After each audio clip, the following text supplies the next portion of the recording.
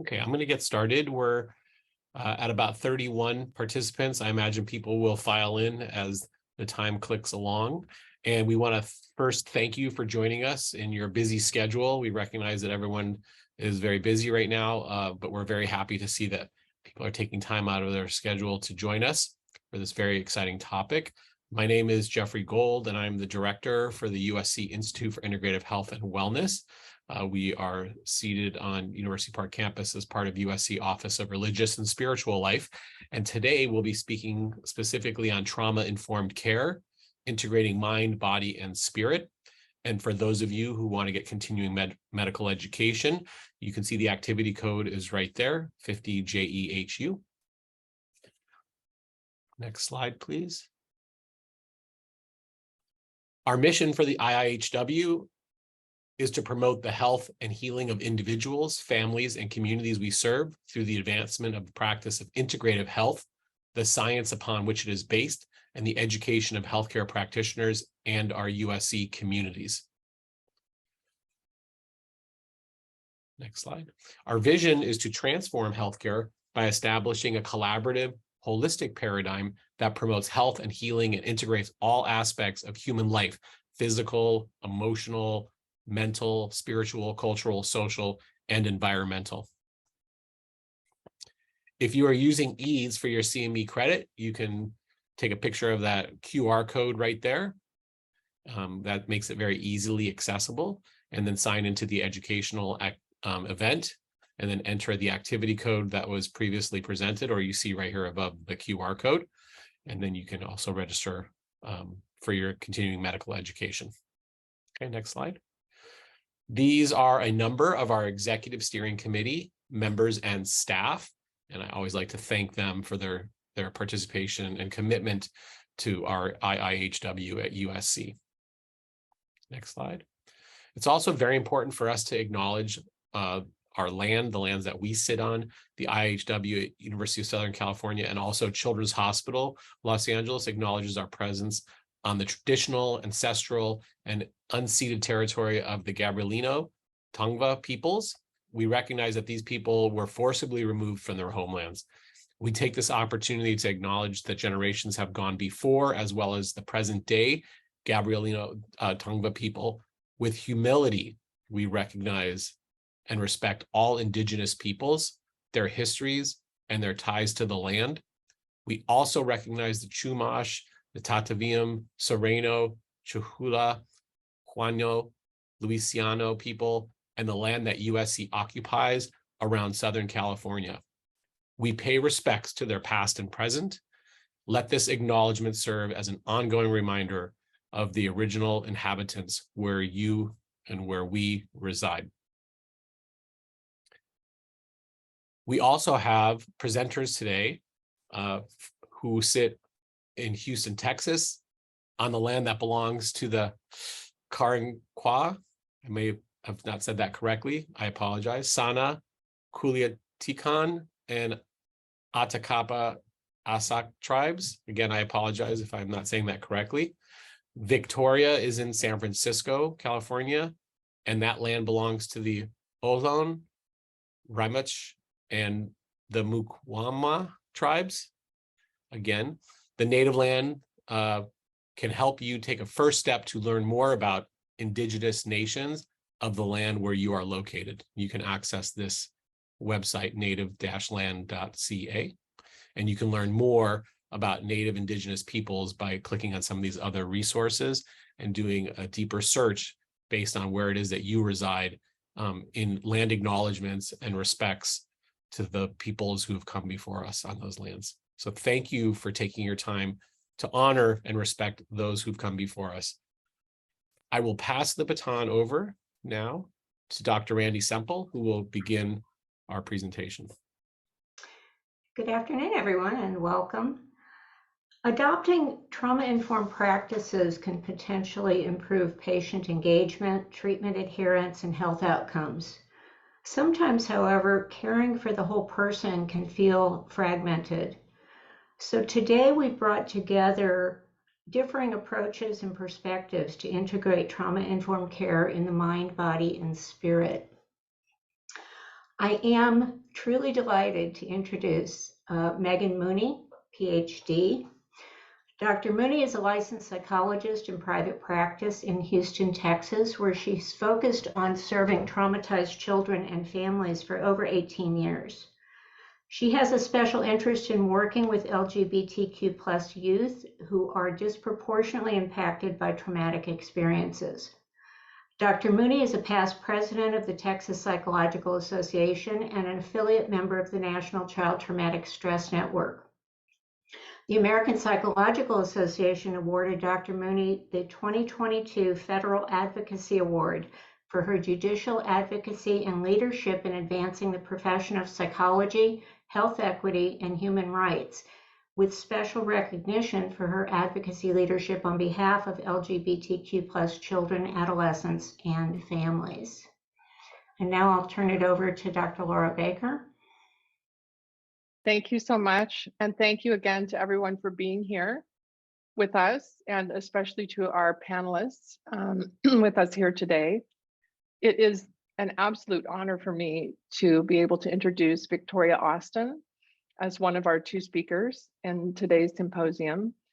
I have known Victoria for many years through the international Iyengar yoga community, where she is actually a certified senior Iyengar teacher. She trains teachers and she teaches yoga classes, and she's taught many sessions on ethics and trauma healing as well. She also plays another important role in the international Zen Buddhism community as a Soto Zen priest. And for over 35 years, Sho-san Victoria Austin has taught yoga and meditation and cared for sick and dying people in many settings in the San Francisco Bay Area where she lives, but also in the wider global community. Together with her co-presenter, Dr. Megan Mooney, they will share their experience in trauma-informed care for body, mind, and spirit. Thank you again for being here with us today. And I believe I will now turn it over to our speakers.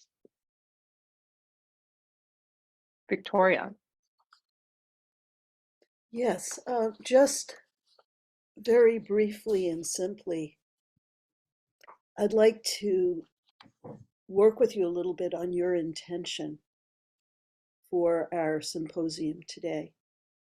So please take a moment to get comfortable in your seat.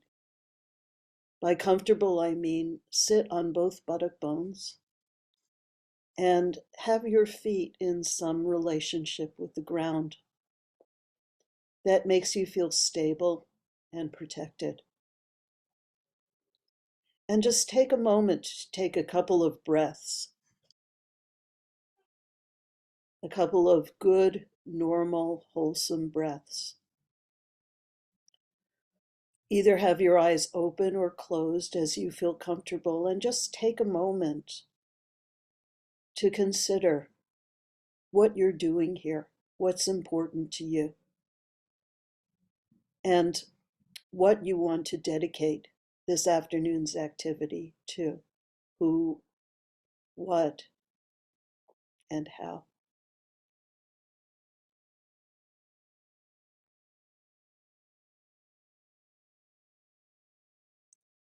Thank you for taking this moment of silence to reflect on intention.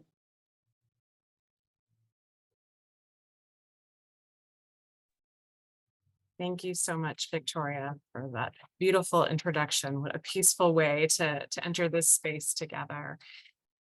So for our next bit of time together, hopefully Victoria and I will share information from our two different perspectives that hopefully will come together in a meaningful way for all of you listening today, talking a little bit about trauma, how it impacts people, and some ideas that both of us may have about different avenues towards treating or healing from trauma.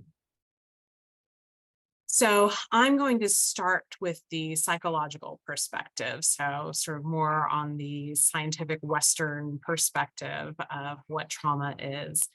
And so we often conceptualize trauma as some sort of event or potentially a series of events that an individual then experiences as harmful to themselves or others, and then has some sort of lasting impacts or effects on somebody's emotional, physical, social, or spiritual well-being.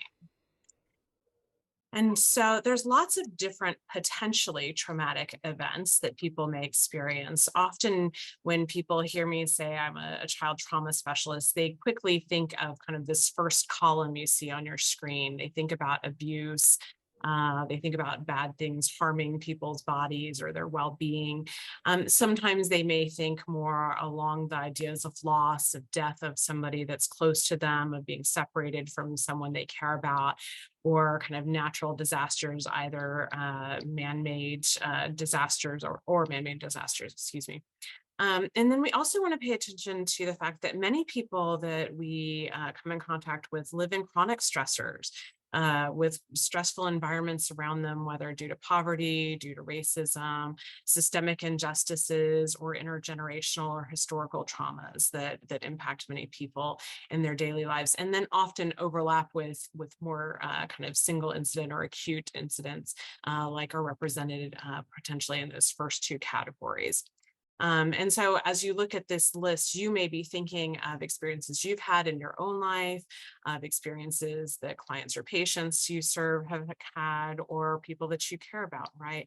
But what's important is that just experiencing an event itself doesn't mean necessarily you experience it as a trauma. It's that combination of the event and the way that you experience it, or a person experiences it themselves, and then what are the impacts of that experience for any given person. So some of the signs that someone may be impacted by a particular event as being traumatic are listed here. For those of us in the mental health world, you look at a long list of symptoms, right, or ways that you're impacted.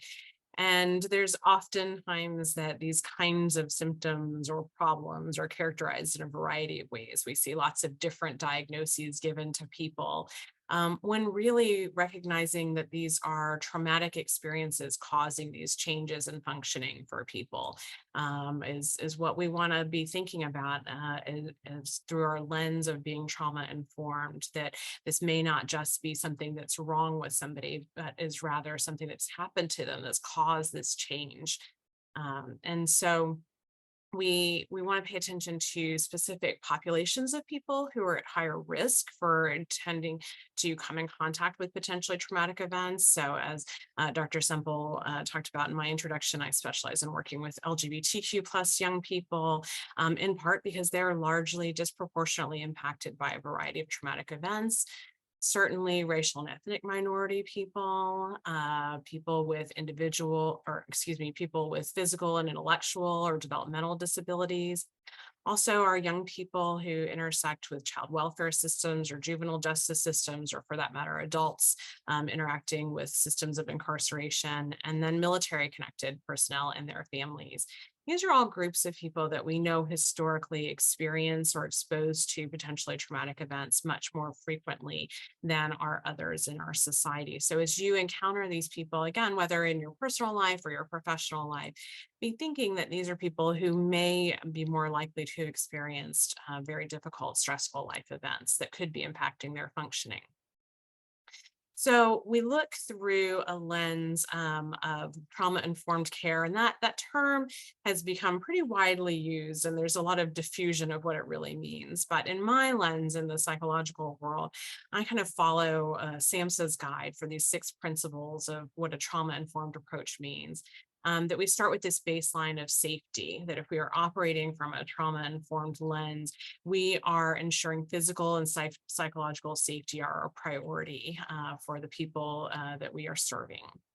That we are focused on trustworthiness and transparency in our operations, in our clinical practices, in our interactions with people, that we are focused on building trust, often for people who have had other people harm them and break their trust repeatedly.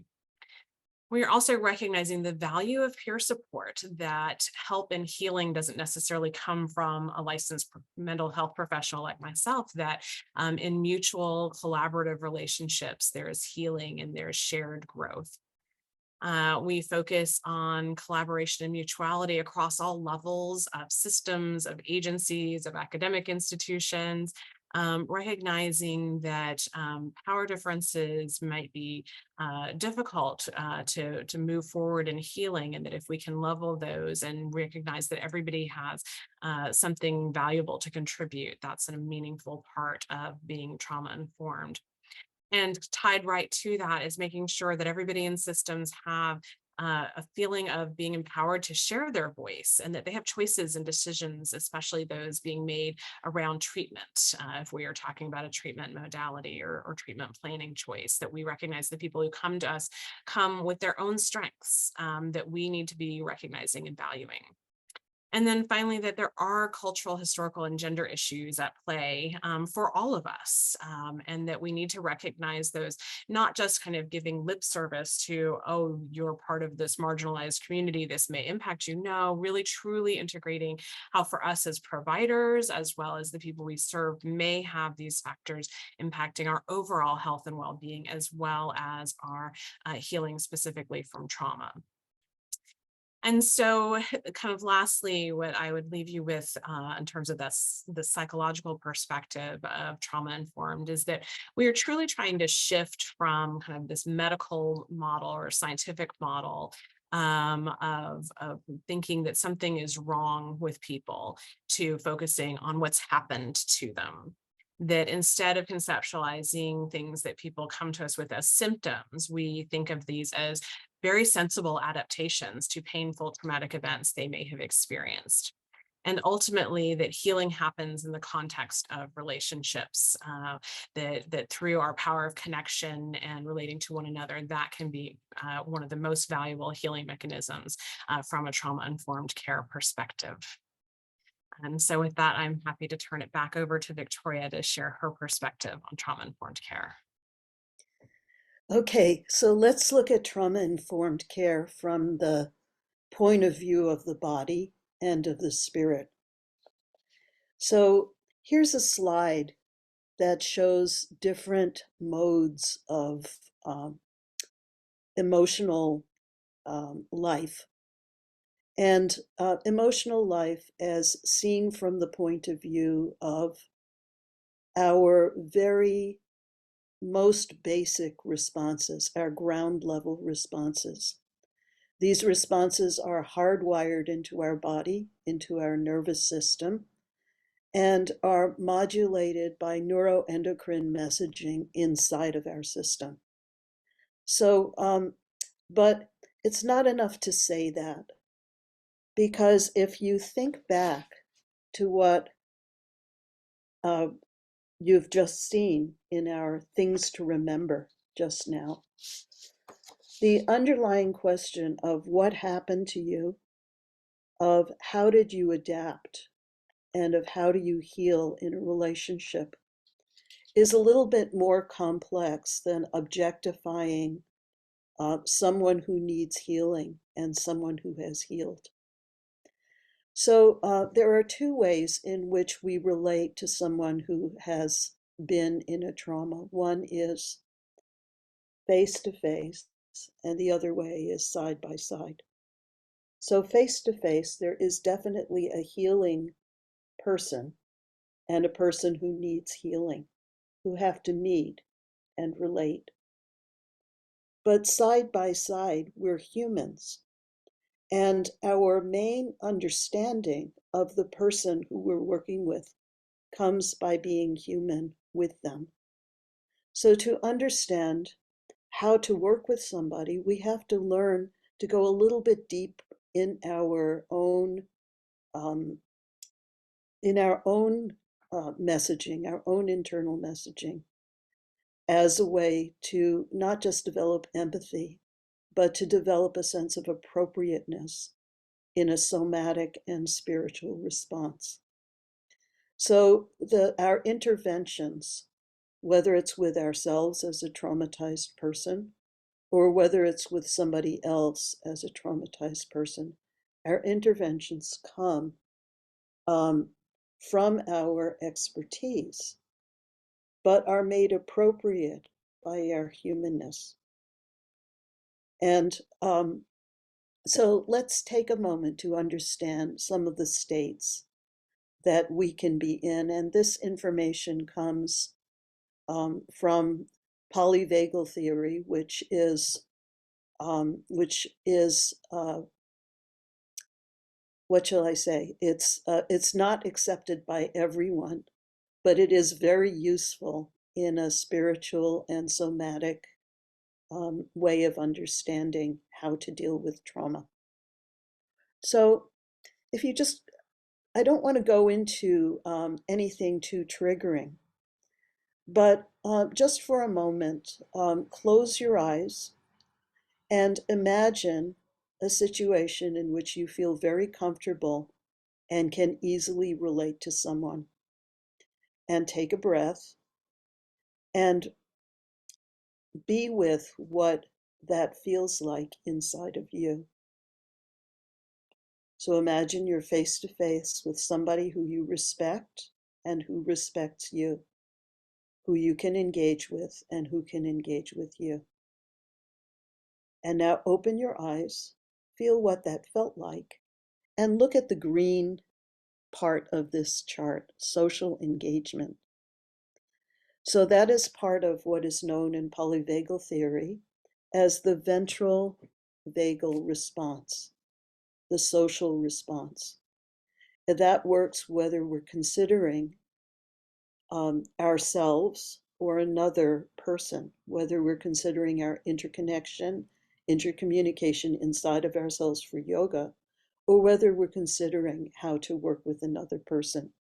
You can read some of the things that are involved in this response. There's a sense of curiosity, compassion becomes easy, it's present oriented, it feels grounded, and things feel right and easy. It feels very simple. But if you close your eyes for a second and imagine a situation with a person who annoys you, I'm not asking you for the worst irritation of your life, just annoyance enough that you want to avert or confront. And feel what that feels like. And now as you open your eyes, you can see in the yellow part of the chart that we're in the fight and flight response of our sympathetic nervous system. And that fight and flight response, did you feel how you can feel and see and hear how your sense, your ability to sense slightly changed? It's geared towards moving objects. And so there may be various emotions associated with being in this state or with remembering this state. Aversion or aggression are two of the reactions that come with this state. And so you may have felt your heart rate slightly go up, or you may have felt irritation or a sense of wanting to separate from that feeling. And these are body responses that human beings have, that nature has instilled in us for emergencies. In trauma, however, this is one of the ways that people get set, and that somatic response continues unless and until they heal. And then the third way, the third main way that we deal with things vagally and in our main set points in our systems. You can close your eyes and think of a situation in which you were scared. Say you started crossing a street and a car came from nowhere. And just take a breath and be with that. And as you open your eyes, you may feel that you did a little bit of this. And that's called a freeze response. And that has to do with what's called in that theory the dorsal vagal response. And it's a very protective response in which survival is at issue. Anyway, I'm going over these somatically and not just intellectually, because when we feel little kind of micro indicators of these states in us, um, it gives us information about who we're working with, whether it's a deeper part of ourselves or some part we don't yet know, or whether it's another person. And so that's very useful information to have. And I'll just quickly say that if you're dealing with a fight and flight response, one of the best things to do is to ground yourself, to be mindful or to move. If you're dealing with a freeze response, one of the best things to do is to breathe, whether you're with yourself, whether you're with another person. This might all feel like common sense, and it is. And the more we work with this somatically and spiritually, the more transparent our actions will be, the less we'll seem to be doing, the easier and more natural it will seem to the person to be themselves or to become themselves. So let's go on to the next slide, if you would. And these are, I just wanted to point out, and you may feel an echo of this in yourself, that there's two main ways that two very important body languages to learn when you're dealing somatically and spiritually with a person who has been traumatized. And this is true whether it's a personal trauma or whether it's an intergenerational trauma. Various kinds of traumas are coded different ways in the body. One is, if you think of that Munch painting, The Scream, and the other one is if you think of pictures that you've seen of war victims. Okay, so you'll notice that one of the pictures there is of a doctor or someone in medical garb. And I think it's important to know that as healers, um, whether we're in the medical field or whether we're in the spiritual field, we can be traumatized just by working with trauma. That it's easy for our own trauma to be triggered, in part because of the neuroendocrine nature of the communication. It happens, what can I say? It happens before we realize it's happened. Our defenses can be up, or our aggression or irritation or annoyance can be up before we know it. And you can read these things for yourself, but I think to feel it in your body gives you an understanding of how to respond.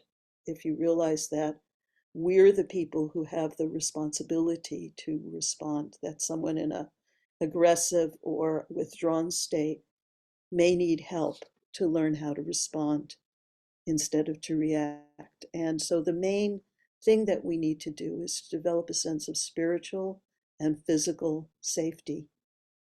And we need to develop a sense of nourishment, and so that we can encourage resilience.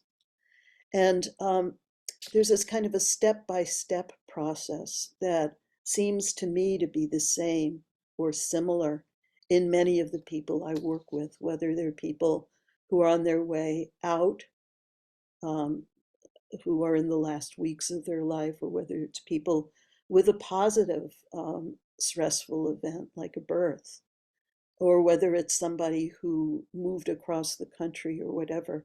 Um, Even just a stress, even just learning how to deal with stress helps us learn how to deal with trauma, although it's not the same level of, of patterning in the body at all.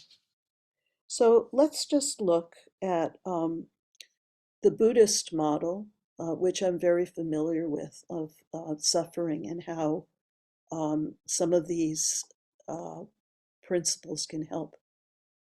So you'll see in the middle, that the middle of the circle, that the human issue that the Buddha began to study is called suffering.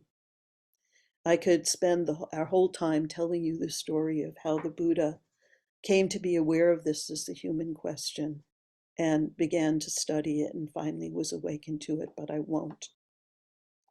But what I want to say is that about 2,500 years ago, through a whole night, even after years and years of searching and study, the Buddha came to an understanding of the what's called the Four Noble Truths. The first noble truth is life is suffering. It's present. Suffering is present, and suffering is different from pain. There's an origin to suffering. There's an end to suffering, and there's a distinct path that one can take to end suffering.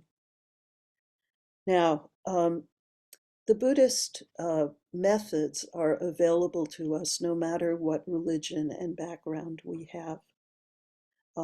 Because the Buddha talked about the quality of human life right now, we can just use these teachings in secular ways. We don't have to think of them as religious teachings. So I think it's just really important to understand that there is suffering. There is suffering, and that suffering is different from pain, and that trauma has to do with an adaptation to suffering. And that there's a reason that that occurs. There's a cause, causing factors for that to occur. And where there's a cause, we can address the cause. The Buddha was metaphorically named a good healer or a good doctor because of that. And that there's specific path methods that we can do, such as develop wise view of our whole existence as a human, a moral, ethical way of walking forward step by step, good ways of speaking, good ways of acting, good ways of earning our living and making an effort and staying present with what's going on with us, and good ways of going deep into the human condition so we can really see it and react. But if this is too complicated, I have the little cheat sheet on the lower right-hand corner, which is just stop doing any further harm to yourself, or train the person to stop doing any further harm, or reinforcing the harm, or repeating the pattern of harm that's been done for them. And then do good, or develop the nourishments that begin to develop a structure of safety and care. And then finally purify the whole mental environment, mostly by including more, by spreading the benefits of the nourishments around. The nourishments in Buddhism are nourishing the body, nourishing the senses through beauty, nourishing the intention by knowing what it is and by taking specific steps for it.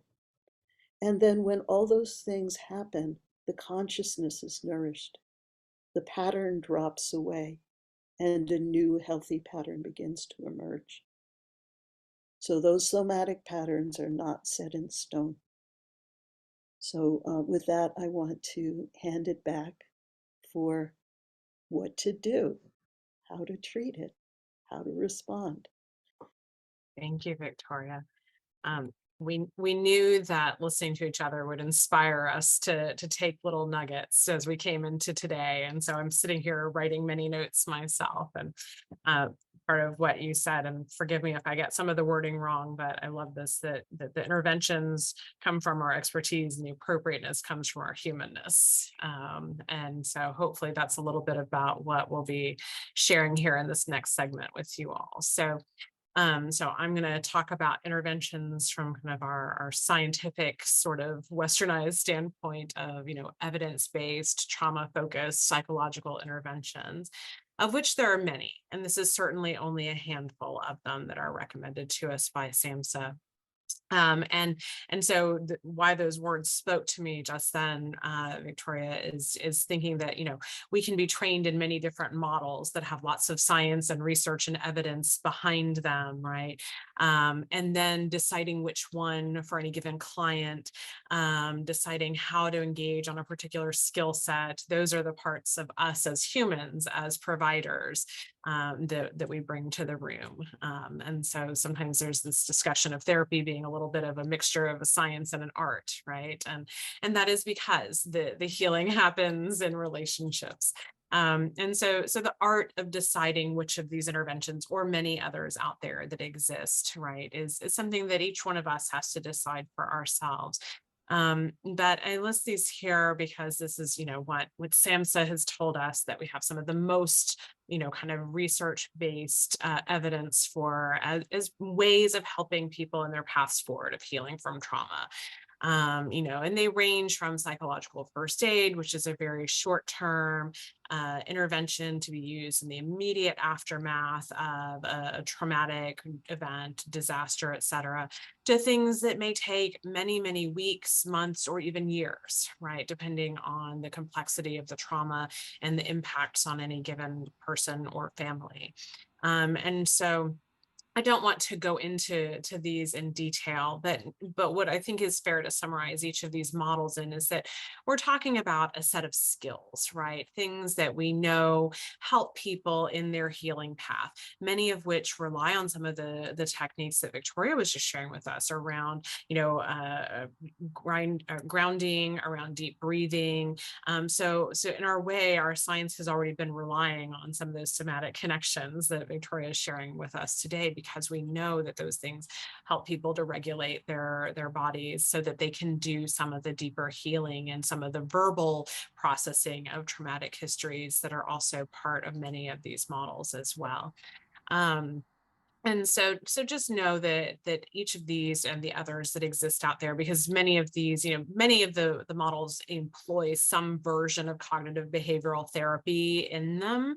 They have some version of skills aligned with it. And so even our models that are tailored more towards children and families and things like that, we might engage a little bit more in play in the relationship building and the healing through those methods, but there are skills being taught in it. But again, it's that balancing, and it's that, again, circling back to that appreciation of not just viewing these as problems people have, but as adaptations, and learning if there are new adaptations that we can be utilizing to help us in a current state and moving towards greater sense of safety.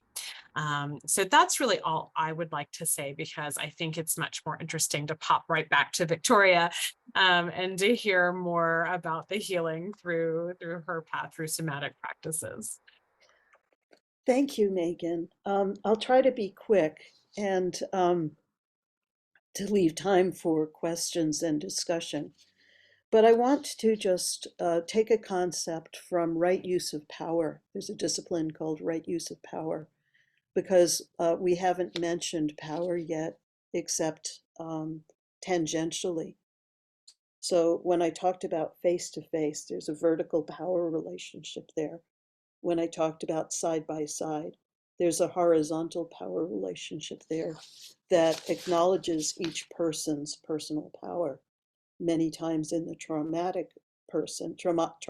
person, that power is blocked.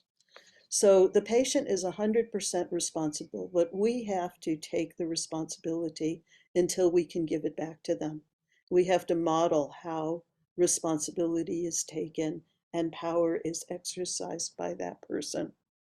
So here are responsibilities which go with the somatization of recovery. I'm saying responsibility because power is the ability to affect change. And you can use physical power, verbal power, or mental power to affect change.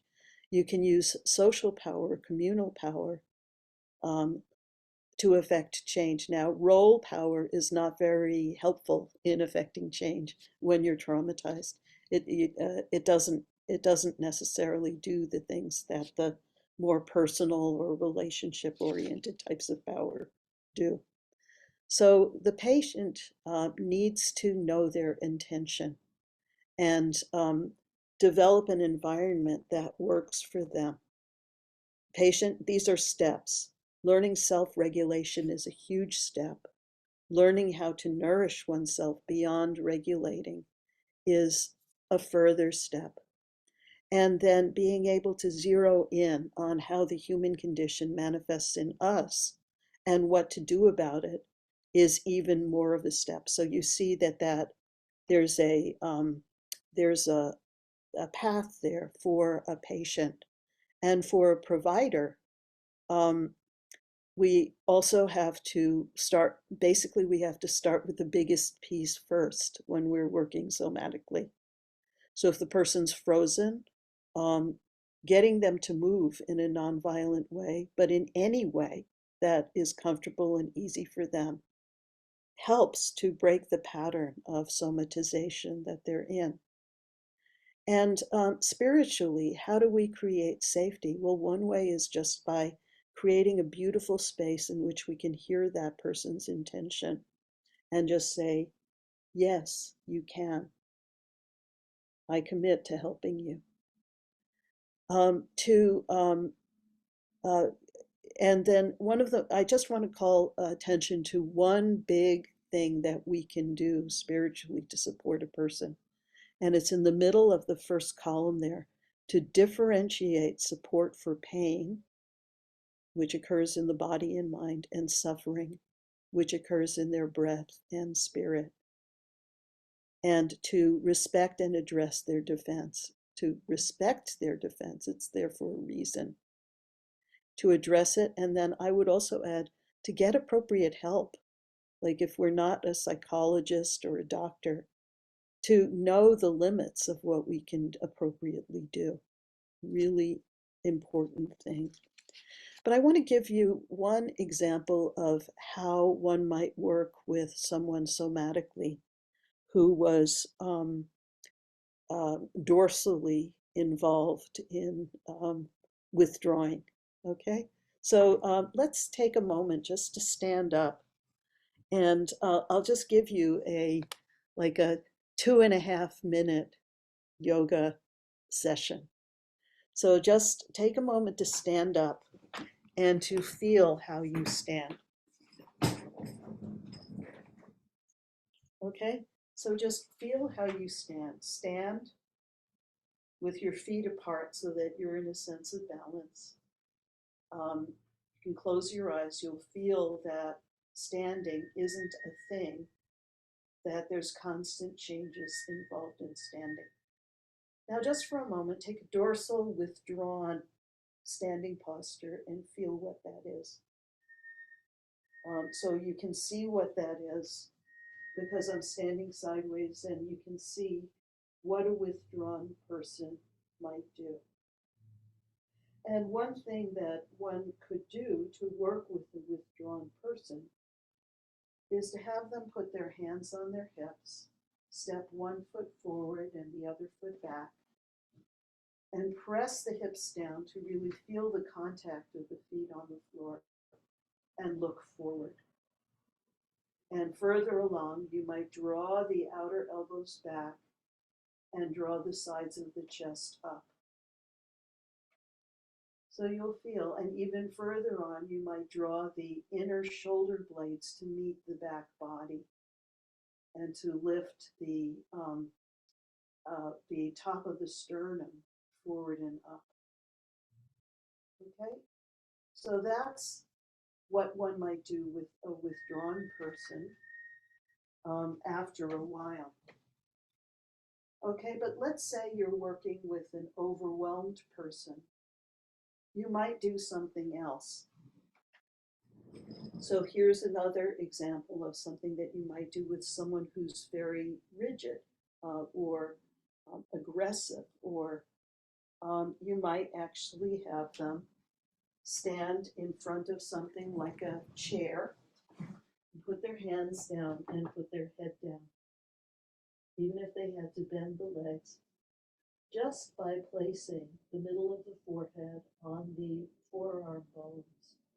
One gets a sense of peace and quiet, and you'll feel it's not just a physical release.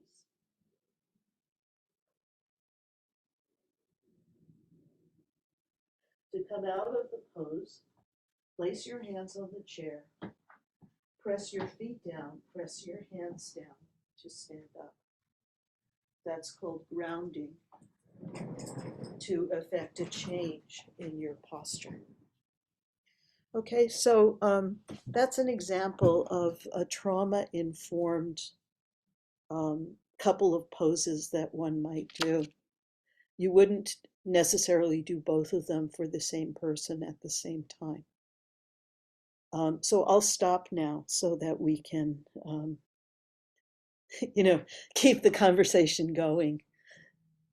Okay, so that's a whole practice that you might try sometime when you feel like it.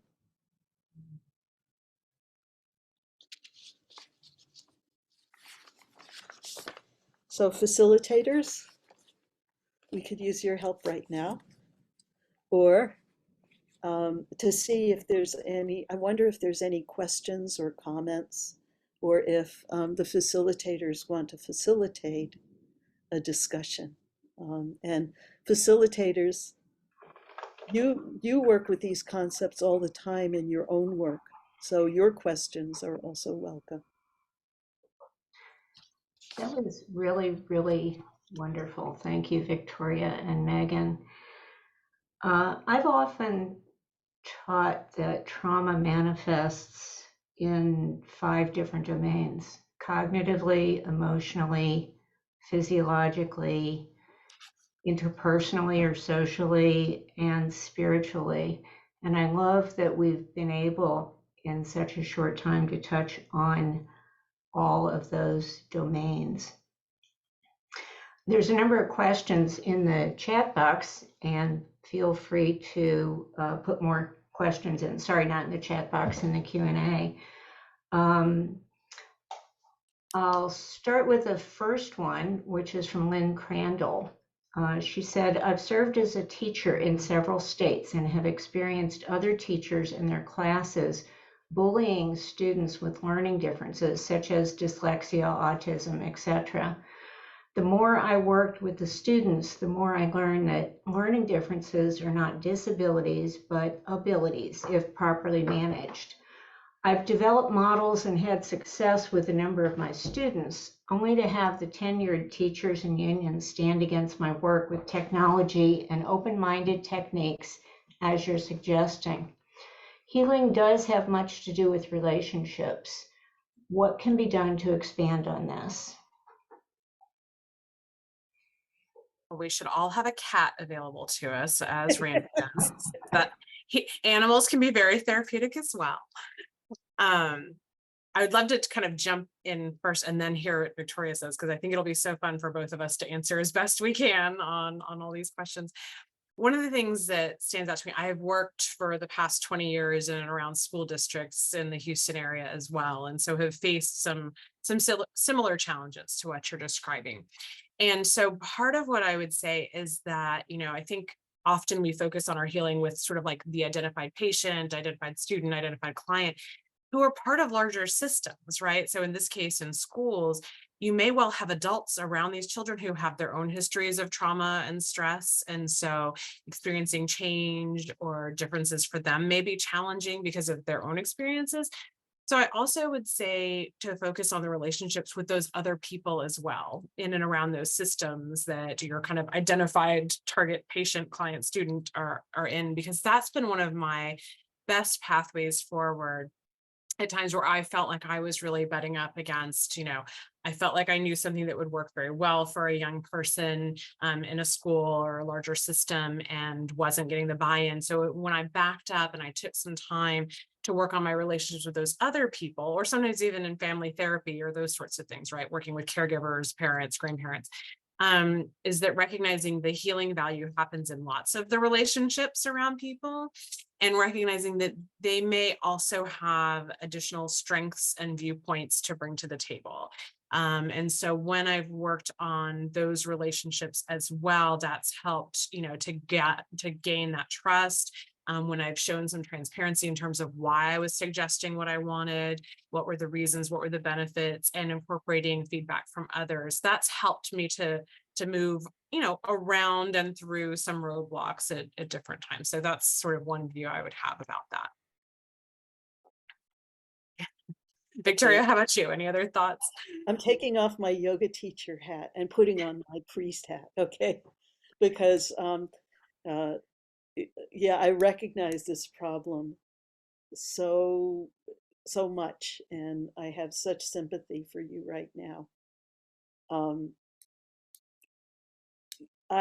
You're talking to somebody who I do home visits for people who are sick and dying. The reason I don't, and I do it in the hospital, but privately. I don't do it in the hospital as a chaplain.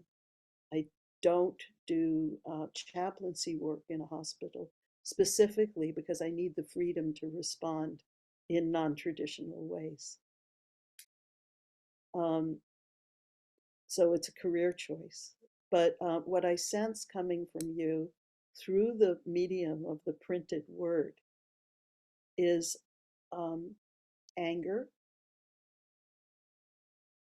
kind of rightful or righteous anger, and a long-standing traumatic relationship with a system that doesn't support what you know to be the most wholesome support for the person that you're trying to help. And so I say these things not to target you, but to say anger has been developed over millions of years by Mother Nature, specifically to inform us about needs, boundaries, and respect. And you may need to go sideways. If this weren't a professional setting, I would be doing evil laughter right now. Okay, this is a moment for evil laughter because it's politically evil to do what I'm about to suggest. But what I would like to suggest is allies to help you support your understanding of needs, boundaries, and respect for the person you're trying to serve. Because you know them in a way that other people do not. And yet you have to work within a system that you're responsible and accountable to, which only has certain paths. So this is where you have to get help. When you see a need that isn't being fulfilled or can't be fulfilled in your system, you can work on it politically, but by the time you come to a political solution, it'll be too late for that person. So you have to allow yourself to be mischievous inside and completely rule abiding outside. Okay, so respect your anger for its messages. Don't get lost in the emotionally difficult part of a fight that you can't win.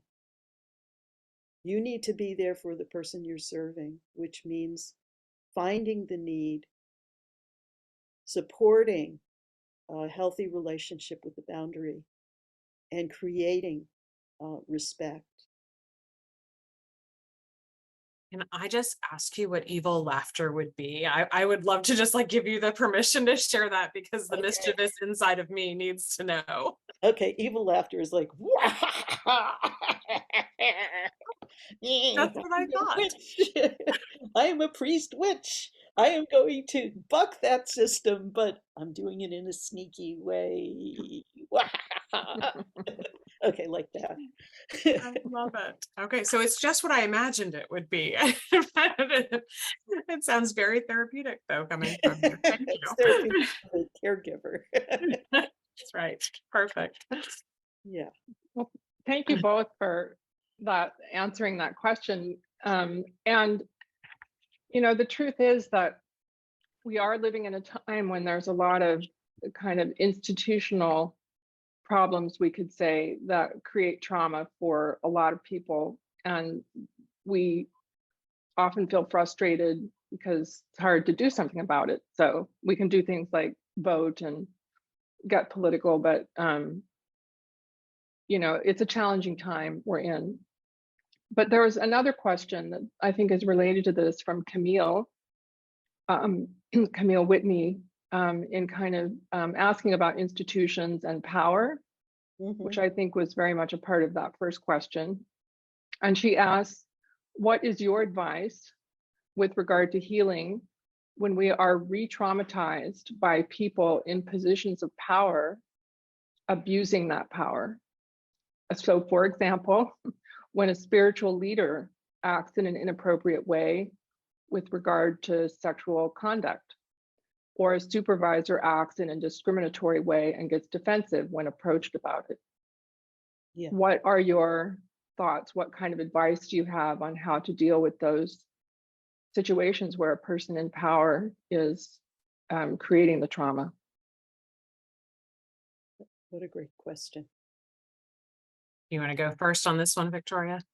I will go first on that one. And again, I feel like this is where we have to put on our big girl pants in this situation. There aren't going to be perfect answers, because the response that you make is going to require you to give something up any way that you do. So the moral judgment that you need to make is for your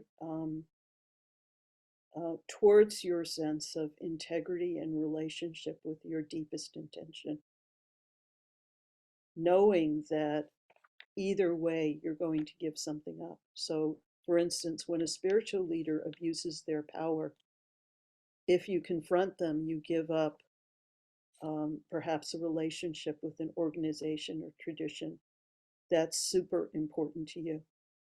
But if you don't confront them, you give up something inside of yourself, in that you enable that abuse or tolerate that abuse in ways that that hurt you inside.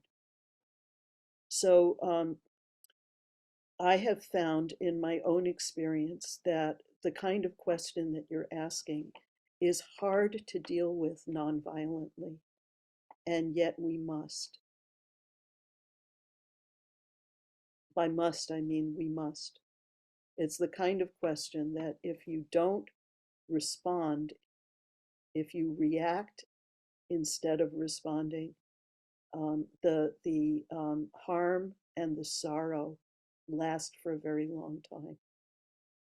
So you have to take the time to consider, what do I need to do? What is it kind to do? What is it true to do? What is it helpful to do? What is it timely to do? Knowing that there's going to be pain, but there doesn't have to be suffering.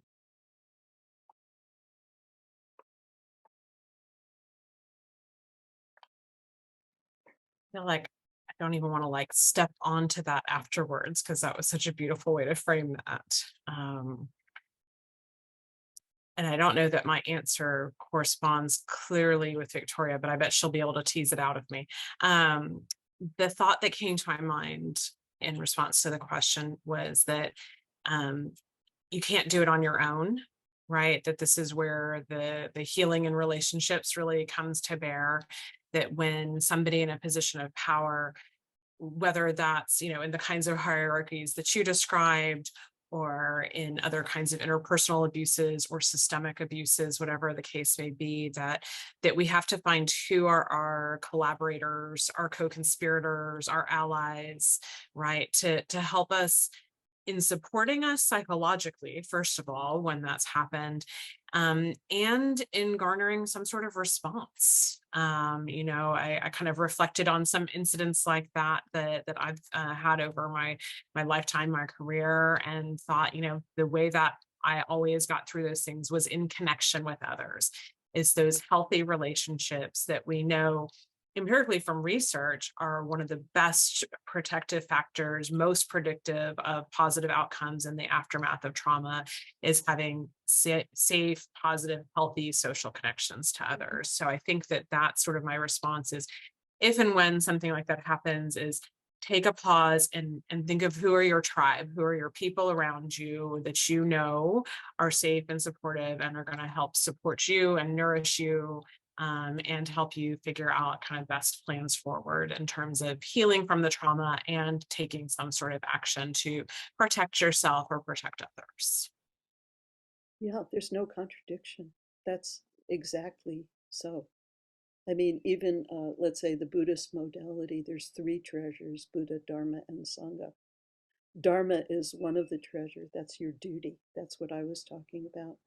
Buddha is your basic awakeness that allows you to see more of the situation than you would if you were knee jerking or autopiloting. But Sangha, or together community, is the virtue of peace and harmony made embodied in the connection between oneself and others. That's the secret sauce. That's the nourishment that allows us to do the right thing. So that necessary, kind, helpful, true, timely, um, that comes up in the context of a group of like-minded people with support to do that. It's not easy to do. It's just the way to heal our lives, and to not get traumatized in complex ways that are harder to heal. Yes, thank you to both of you again. Then if I could just jump in with kind of a follow-up question of my own that comes up, which is to some extent, maybe it's a two-part question. It's like know when to hold them and know when to fold them. Like when do you walk away and when do you resist? But Victoria, you said it so beautifully. Sometimes you have to walk away from certain things, but underneath you have to keep in mind the person you're trying to help if you're a practitioner. But sometimes the person you're trying to help is yourself, which is kind of my second follow-up. And my question is, and maybe you've answered this already, but it's like, what happens if you do nothing? If you experience a trauma, and an easy thing might be just to walk away, which there's something to be said for that. But if you don't, what happens if you don't, will time heal the trauma if you don't take the necessary steps to heal? Or are those, sorry, I'm not in an ideal situation. I don't know if you can hear trucks going by. Hopefully that's not too loud. It's fine. What happens if you do nothing? Or how do you take care of yourself, in other words? May I? Please. Well, I want to say, for someone who's already spiritually strong, doing nothing, and somatically resilient, doing nothing can be a really important response. Let's say there's something that really gets to you. It can take a lot of courage to do nothing until you can respond instead of react. So for instance, let's say someone really betrays you very deeply, or an institution betrays you very deeply. It can be a very courageous response to trauma to do nothing, with an understanding that you're building or nourishing yourself for resilience and for forgiveness. Like, I personally have the policy of doing nothing as long as I can, until I can come from a place of non-reactivity and non-violence. But what I want to say is that's after 50 years of practice. You know, it could cause harm to somebody to do that if forgiveness weren't their aim. It could cause harm, for instance, let's say um, you're you're in a situation where you need the job and there's an abusive supervisor. You know, it could cause harm for you to do nothing, but it could also cause harm for you to do something. The traumatic part is that you just don't know. And many people in that situation where they just don't know, then they blame themselves. So there's secondary traumas. There can be social traumas added onto that. There can be societal traumas added onto that. Um, I won't go into um, into that a lot. I'll, I'll let I'll let you continue if you want to continue, Megan. Yeah, I think my thought was that it's very unusual that somebody actually does nothing, right? So even what Victoria was just describing is something. Intentionally pausing and waiting and contemplating is action. That is something that is self-preservation. It is survival. And that's something that I think about frequently with my clients who maybe hit that freeze point of the response, right? And they have a lot of like guilt or shame or whatever about not having done something. And my response to them is, you absolutely did. You survived, right? You did what it took to get through that situation. And so whether that was internally managing something for yourself versus external action, which is frequently what we judge people as like doing something, right? That takes a different level of awareness to realize you were doing lots of things internally to manage a difficult situation or a traumatic experience. So I think that that's really important for us just to honor that like a response to trauma comes in many, many different forms. And so all of which are fine and are viable and are adaptations and are survival skills. I guess I'm also thinking, if I may, about sort of being in denial that one is in trauma. And so doing nothing because you're not recognizing that you have trauma. And so you just move on, and then, things may come up later to haunt you. Yeah, and even that though, right? Like, I mean, is such a complex adaptation to trauma, right? That helps you to continue to function and move through the world. So denial has a very important function in helping you keep going.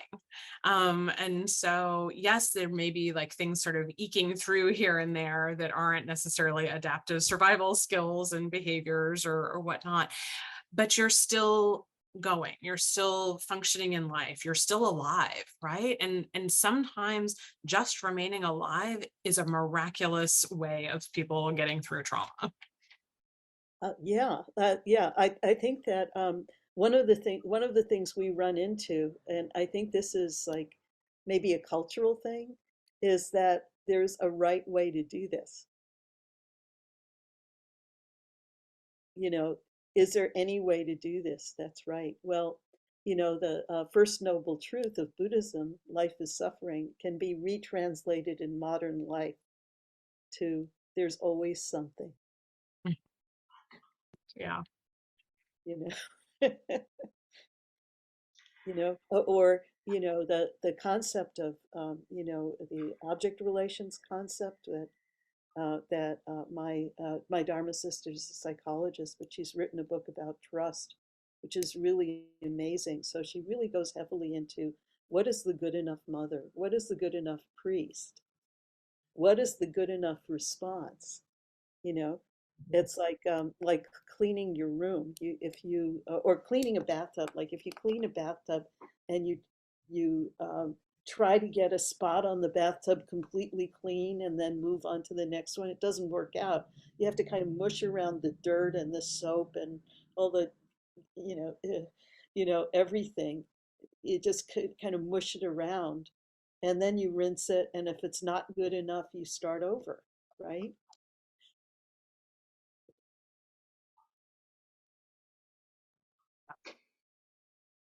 I thought Agreed. that interesting kind of juxtaposition from different worlds, from the Zen Buddhist, don't just do something, sit there approach, to um, our standard mental health approach to treating trauma, which often is exposure and response prevention, as far as treatment of pushing the patient into the trauma to get through it and past it.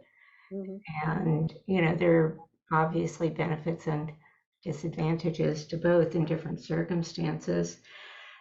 Uh, Going on a little bit from this issue of when the caregiver or provider or the institution is the traumatizing agent, most of us in the mental health field are aware that our own gender identity, our sexual orientation, our race, our ethnicity differs from our clients. The majority of clinicians are Caucasians, the majority of clients are minorities or quote unquote different in some way. Can you address how within a trauma relationship, how that could manifest and what clinicians could do to be mindful of not re-traumatizing their own clients because of these differences? For me, it goes back to the principles of trauma-informed care, right? That safety is first and foremost, and that my job is to build trust. And I do that through transparency in what I'm doing, what my, kind of what my goals are for treatment, listening to what my clients' goals are, and then us kind of really finding a mutual way of working together on setting that path forward, right? And it takes me very intentionally recognizing and naming frequently, right, that I am different than my clients. I mean, some of it might be like obvious, but I think sometimes it's worthwhile to say these things out loud and to honor there are differences, and that we each have strengths we are bringing to the table, and hopefully when we combine forces, that we've got a winning combination. And also that sometimes I'm not going to be the right fit for somebody. So whether it's because of a personal characteristic, my snarky, sarcastic sense of humor, like whatever it is, right? I'm not the perfect therapist for everybody there is. And I say that. I say that in my first session with every client, because I also think that so many people have a lot of shame about switching therapists, and they feel like they're just stuck and everybody's going to be the same and whatever. And I'm very clear. No, there's lots of different choices. And I'm not the only affirming therapist in my community, right? And so if I'm not the right fit, I will work with you to find the right fit, because your needs are number one, and having your goals met is number one, and having you feel safe and comfortable with your provider is number one. So let's see if we can figure out a roadmap for that to happen. And if not, no harm, no foul. I will help you find the path for the right person. So I think it's really important for us to name and honor those differences, try to see if we can still find a collaborative path forward, and if not, be prepared to help them find connection with others. And this is the place where political work is less risky. So, for instance, you can set up a visiting providers of whatever visiting provider or referral to whatever is actually needed for that person. And you can collaborate on care. You don't have to do it yourself. Um, so, you know, uh, I could say a lot about this, but I'm not going to. But just saying that this is part of the political environment, or the financial or economic environment that's really defensible in corporate settings right now. So there's more of a likelihood of success um, in doing this than in um, trying to get alternative care approved for a, a particular person. So uh, I like that idea of collaborating or allying with people who can provide the missing pieces of care, to make the person feel safe, welcomed, and powerful, joyful, and peaceful. We have another question. Says, I have a question about how to practice with trauma when it comes up in the moment. I'm familiar with, and I'm going to mispronounce this, I apologize, Resma Menakem's suggestions in My Grandmother's Hands. Mhm. Those suggestions include and go beyond Tara Brach's RAIN framework. I refer to Menachem's anchor suggestions as grains, with grounding at the beginning and shaking off at the end. Grounding is supposed to take your mind and body out of the trauma experience, like playing cards, watching a funny video. Shaking it off is supposed to release, like going for a fast 15-minute walk. He specifically says not to do yoga or meditation because those gather the energy. I'd love to hear your thoughts. So, okay, well, what I'd like to say is there's concepts of yoga and meditation, and then there's a full variety um, of practices in yoga and meditation. So I do therapeutic yoga as well as the kind of yoga that most people know about. So I know that there's modalities of yoga and meditation that we can do. For instance, um, in My Grandmother's Hands, one of the suggested um, practices that people can do is rocking and humming.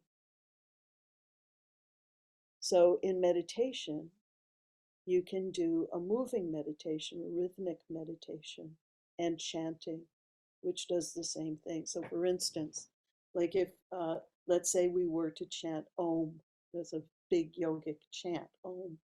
But what if we were to move just a little bit when chanting the Ah of the Om until we could actually feel the presence of the lower body? What if we were to rock a little bit when we chanted Ooh so that we could feel the diaphragm? And what if we were to place the hands on the heart and say so that we could feel the upper body and its vibrations? And so that goes very much with his understanding of what his grandmother said to do and with some of the principles in that book. And so there are many moving and rhythmic meditations and yogas that are usually presented commercialized in the West. We should know that those practices are vast and deep. Um, many of them are rarely transmitted to us. So I just wanted to say that. So, but um, there's nothing wrong with rocking and humming. There's nothing wrong with all sorts of self-soothing. It doesn't have to be called yoga or meditation to benefit people in the ways that yoga and meditation do. Walking, walking meditation. Um, so what he would do is just, it wasn't very formal, it wasn't like this or something. He would just softly put his hands down on his thighs, and then he would walk in a rhythmic way um, with a sense of connection to Mother Earth. And I saw him do this. He did this with a group of people who had been traumatically removed from their home environments, placed in the United States with no connections whatsoever. And they were judges and university professors and doctors who then became TV repair people, unemployed people, grocery clerks, and so on. So it was traumatic change. And you could see and feel the sigh of relief the sense of being met by people who were receiving those practices. It was beautiful. So yeah, and thanks Laura for the rain. There's so much to say about this. There's no way to say all of this stuff in. Yeah, we could be here for another half an hour answering all the great questions that are coming up. We only have a couple of minutes left, and I want to make sure that we've gotten to all the questions if possible. So maybe I'm just going to combine a couple of these questions that are about very specific kinds of therapy and what your thoughts are about them. One is about internal family systems therapy and whether that's an approach to help people who have experienced trauma compared to other models that require a retelling of the trauma, which some patients would like to avoid. And then another question is about somatic experiencing for developmental versus shock trauma. So I'm not sure if that second question is entirely clear, but Megan, do you have any thoughts in our few moments remaining about family systems therapy and somatic experiencing? So what I can say is I don't personally know either of those models well enough to speak to them specifically. I know that both internal family systems and somatic experiencing have been gaining in popularity, and that many people are talking about them and using them. Those are not models that I was personally trained in. I've tried to do kind of some research through peer-reviewed journals to see what the support is. And I haven't seen a lot myself yet, but that's also not altogether uncommon when you have sort of newer models of treatment. So I wish I could be more helpful, but I don't have the knowledge to speak to those. I don't know, Victoria, if you have more to say. Well, I wanted to say that Resmaa Menakem's book, his training, much of his training was with Peter Levine and somatic experiencing, but he applied it in a different way. And I can't comment on the validity of, psychological methods. It's not appropriate for me to do that. But I want to say, look deeply, and you'll find some of the connections among the various approaches that we're talking about. Thank you. And then maybe one last question, which is a very specific question for maybe Victoria. The question is, how does Buddhist teaching compare and contrast with the Course in Miracles? How long do you want to spend? Maybe we'll have to do another seminar on that. No, I think that the important thing of the Course in Miracles is the sense of really everything that comes up in life is a miracle. And I think that that's where Buddhist practice aims to, that the key of Buddhist practice is kindness and appreciation. And how do you have radical appreciation for life? But that's a statement that would take a very long time to unpack. And so I want to say that they're different. Course in Miracles and Buddhist practice are completely different. And yet, like all spiritual approaches, they share something very important. That seemed like a good place to put up our emails. So if people have very complex questions like that for Victoria, that they could certainly follow up with her afterwards. I didn't want to jump. I just wanted to explain why I was changing slides there, but not to cut you off, or Randy. If you want to comment further, please. Speaking of out of the bounds of my competency to comment on, certainly not. I will leave Buddhist that. teaching. Yes. So maybe this is a good point for us all just to take a moment again to just feel our gratitude for our speakers, for all the people that helped to make this seminar possible. There are a lot of people working behind the scenes on the technology, the advertisement, but we do appreciate so very much the talent of Megan and Victoria and your willingness to be here with our community today. And I want to thank my co-moderator, Randy. And if there's anyone else I've forgotten to thank, thank you. So we'll just take this last few minutes for Victoria to finish our time together in a dedication. Thanks. So I'm just seeing the beautiful faces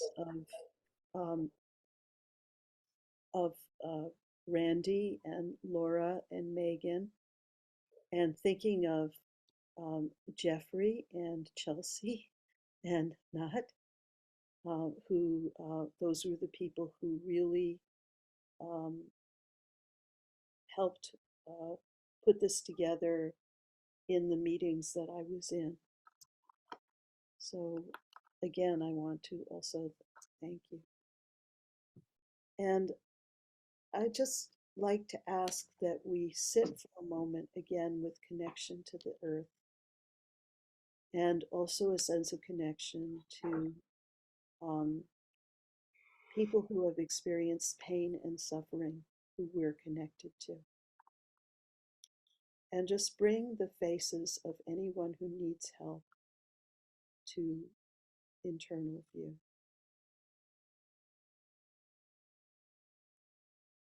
And around those faces, that may be one person, it may be 500 people, it may be 500 million, or 9 billion people, 8 billion people.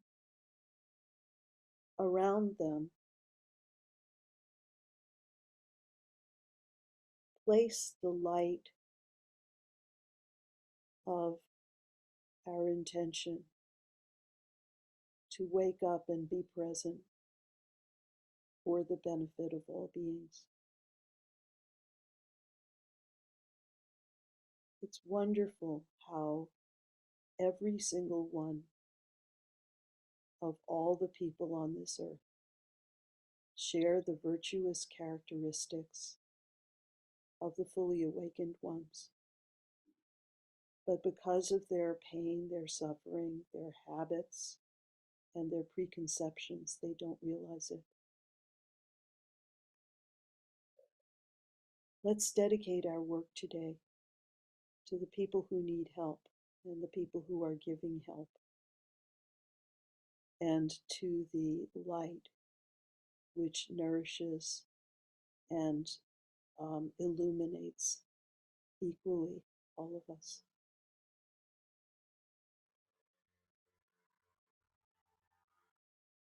Thank you very much. Please take care. Megan, you want to wish any wishes? Yes, thank you, Victoria, so much. Thank you. And thank you all for being here today. Thank you. I'll add my thanks to our amazing speakers and to our amazing audience. So thank you for attending today.